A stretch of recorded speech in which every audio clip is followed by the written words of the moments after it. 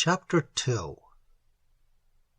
Mr. Horbury had suffered from one or two slight twinges of conscience for a few days after he had operated on his nephew. They were but very slight pangs, for, after all, it was a case of flagrant and repeated disobedience to rules, complicated by lying. The High Usher was quite sincere in scouting the notion of the boys taking any interest in Norman architecture, and, as he said to himself, truly enough, if every boy at Lupton could come and go when and how he pleased, and choose which rules he would keep and which disobey, why, the school would soon be in a pretty state. Still, there was a very faint and indistinct murmur in his mind, which suggested that Merrick had received, in addition to his own proper thrashing, the thrashings due to the head, his cook, and his wine merchant. And Horbury was rather sorry, for he desired to be just according to his definition of justice, unless, indeed, justice should be excessively inconvenient. But these faint scruples were soon removed, turned, indeed, to satisfaction by the evident improvement which declared itself in Ambrose Merrick's whole tone and demeanour. He no longer did his best to avoid Rocker. He played, and played well, and with relish. The boy was evidently all right at heart. He had only wanted a sharp lesson, and it was clear that, once a loafer, he was now on his way to be a credit to the school. And by some of those secret channels which are known to masters, and to masters alone, rather more than a glimmering of the truth as to Rawson's black eyes and Pelly's disfigured nose was vouchsafed to Horbury's vision, and he was by no means displeased with his nephew. The two boys had evidently asked for punishment, and had got it. It served them right. Of course, if the swearing had been brought to his notice by official instead of by subterranean and mystic ways, he would have had to cane Merrick a second time, since, by the public school convention, an oath is a very serious offence, as bad as smoking, or worse. But, being far from a fool, under the circumstances, he made nothing of it. Then the lad's schoolwork was so very satisfactory. It had always been good, but it had become wonderfully good. That last Greek prose had shown real grip of the language. The High Usher was pleased. His sharp lesson had brought forth excellent results, and he foresaw the day when he would be proud of having taught a remarkably fine scholar. With the boys, Ambrose was becoming a general favourite. He learned not only to play rocker, he showed Pelly how he thought that blow under the ear should be dealt with. They all said he was a good fellow, but they could not make out why, without apparent reason, he would sometimes burst out into loud laughter. But he said it was something wrong with his inside. The doctors couldn't make it out, and this seemed rather interesting. In afterlife, he often looked back upon this period when, to all appearance, Lupton was making a man of him, and wondered at its strangeness. To boys and masters alike, he was an absolutely normal schoolboy, busy with the same interests as the rest of them. There was certainly something rather queer in his appearance, but, as they said, generously enough, a fellow couldn't help his looks, and, that curious glint in his eyes apart, he seemed as good a Luptonian as any in the whole 600. Everybody thought that he had absolutely fallen into line, that he was absorbing the ethos of the place in the most admirable fashion, subduing his own individuality, his opinions, his habits, to the general tone of the community around him, putting off, as it were, the profane dust of his own spirit, and putting on the mental frock of the brotherhood. This, of course, is one of the aims, rather, the great aim, of this system. This fashioning of very diverse characters into one common form, so that each great public school has its type, which is so easily recognizable in the grown-up man years after his school days are over.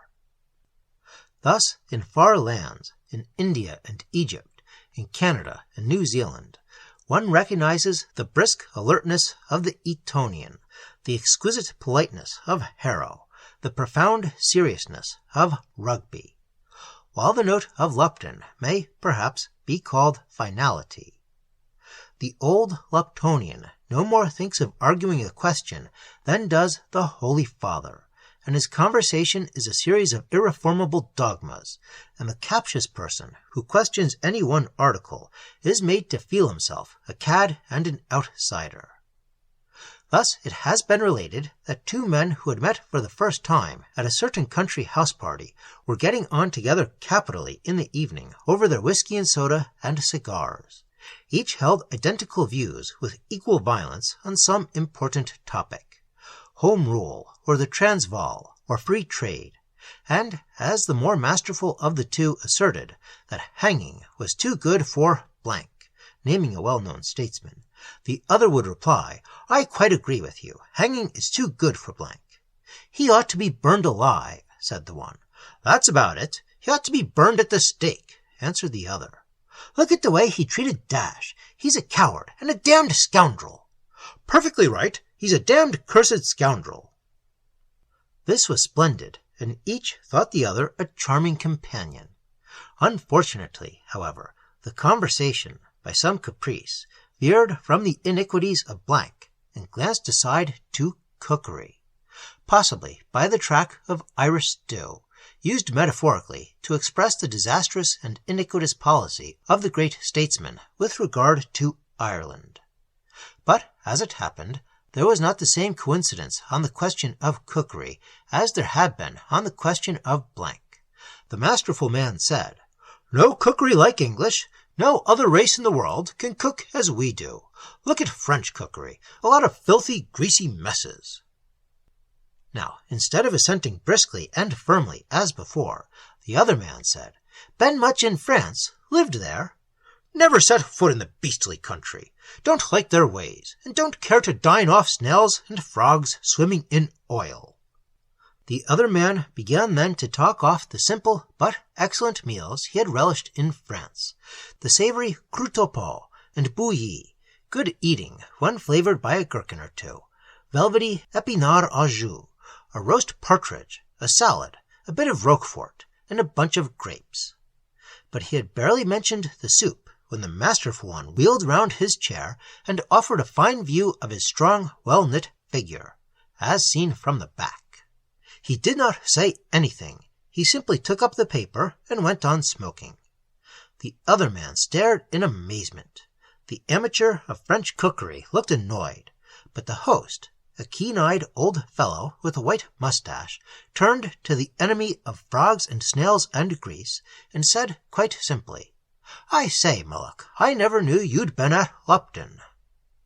Mullock gazed. The other men held their breath for a moment as the full force of the situation dawned on them, and then a wild scream of laughter shrilled from their throats. Yells and roars of mirth resounded in the room. Their delight was insatiable. It died for a moment for lack of breath, and then burst out anew in still louder, more uproarious clamour, till old Sir Henry Rawnsley, who was fat and short, could do nothing but choke and gasp and crow out a sound something between a wheeze and a chuckle. Mullock left the room immediately, and the house the next morning.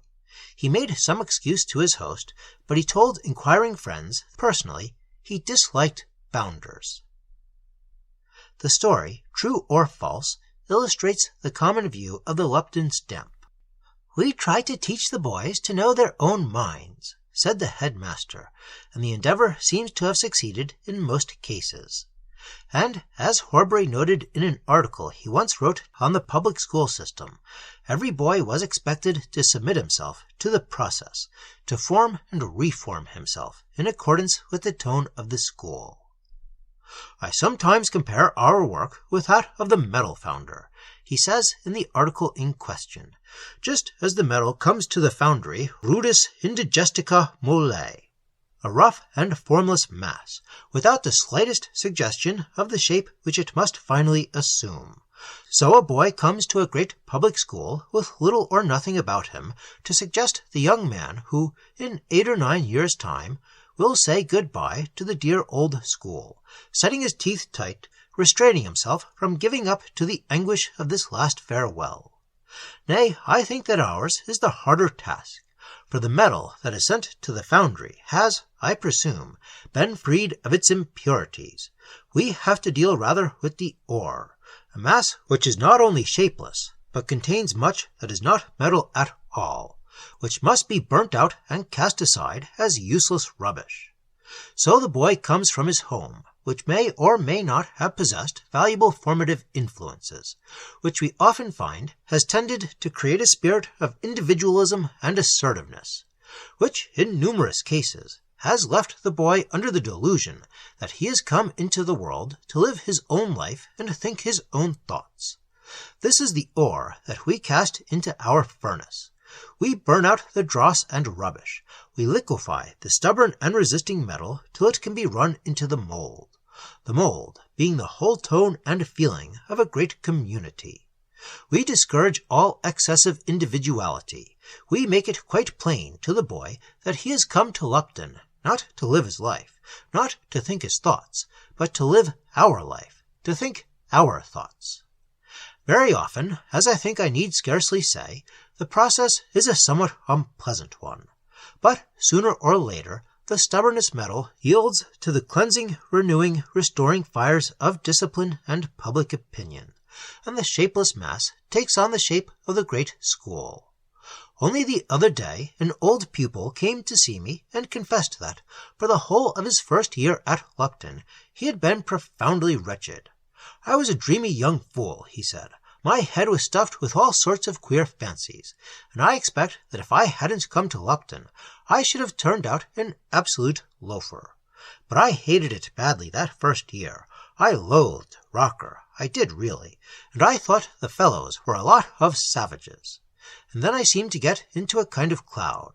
You see, sir, I was losing my old self and hadn't got the new self in its place, and I couldn't make out what was happening. And then, quite suddenly, it all came out light and clear.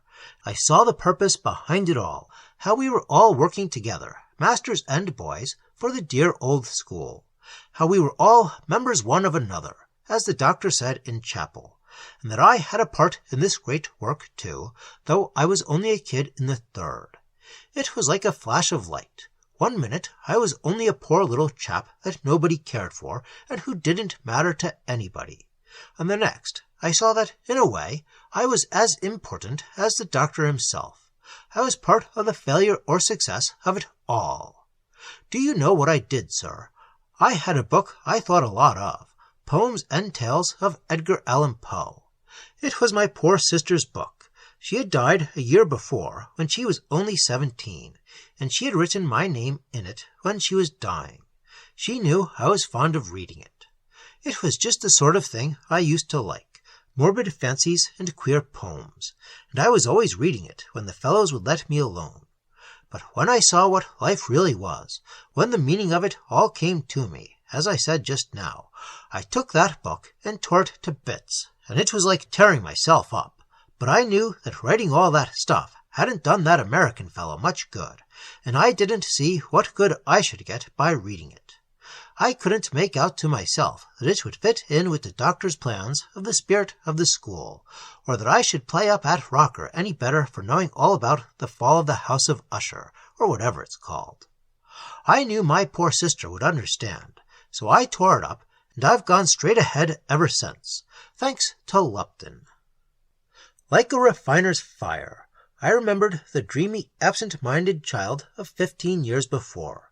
I could scarcely believe that he stood before, keen, alert, practical, living every moment of his life, a force, a power in the world, certain of successful achievement. Such were the influences to which Ambrose Merrick was being subjected, and with infinite success, as it seemed to everybody who watched him. He was regarded as a conspicuous instance of the efficacy of the system. He had held out so long, refusing to absorb the tone, presenting an obstinate surface to the millstone, which would, for his own good, have ground him to powder, not concealing very much his dislike of the place and of the people in it. And suddenly he had submitted with a good grace. It was wonderful.